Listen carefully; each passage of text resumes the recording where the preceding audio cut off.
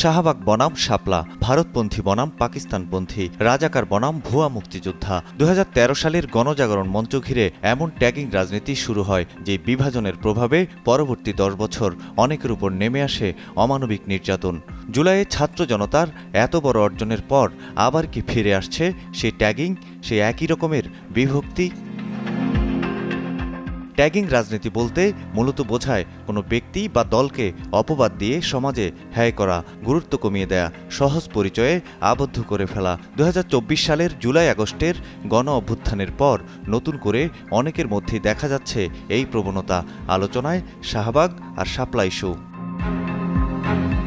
আওয়ামী লীগ নিষিদ্ধ ধর্ষকের বিচার ও গণজাগরণ মঞ্চের নেত্রী হিসেবে খ্যাত লাকি আক্তারের গ্রেপ্তারের দাবিতে শাহবাগে অবস্থান কর্মসূচিতে শাহবাগী নাম দিয়ে জবাই করা হয় গরু। শাহবাগ ও গণজাগরণ মঞ্চকে আওয়ামী ফ্যাসিবাদের উত্থানে সহযোগী শক্তি আখ্যা দিয়ে সামাজিক যোগাযোগ মাধ্যমেও অনেকের শাস্তি দাবি করা হচ্ছে, যাদের অনেককেই জুলাইয়ের আন্দোলনেও সক্রিয় দেখা যায়। অন্যদিকে সাবেক প্রধানমন্ত্রী শেখ হাসিনাকে কওমি জননী আখ্যা দেয়া হেফাজতে ইসলামের নেতাকর্মীদেরও ফ্যাসিবাদের দোষর ট্যাগ দেয়া হচ্ছে। অনেকেই আবার বলছেন জুলাই আন্দোলনের অন্যতম শক্তি হেফাজত আলেমরা।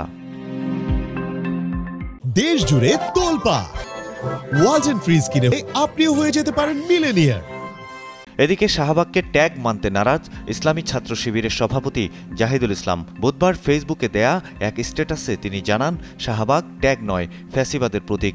বিচার চাই না, ফাঁসি চাই, এই থিওরির মাধ্যমেই বাংলাদেশে ফ্যাসিবাদ কায়েম করেছিল শাহবাগী গোষ্ঠী।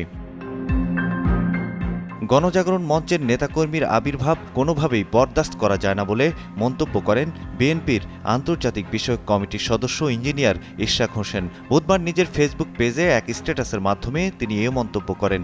ইশরাক বলেন, এই মঞ্চের মাধ্যমে জুডিশিয়াল কিলিং করা হয়। এ বিষয়ে অন্তর্বর্তী সরকারের তথ্য উপদেষ্টা মাহফুজ আলম নিজের ফেসবুক পোস্টে লেখেন, শাহবাগী বলে যে কাউকে ফ্যাসিবাদী ও ইসলাম বিদ্বেষী হিসেবে তকমা দেয়া যাবে না।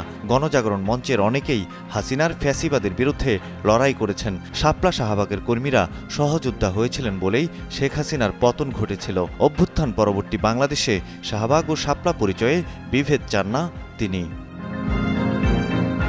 সৈয়দ মাহমুদ, কালের কণ্ঠ।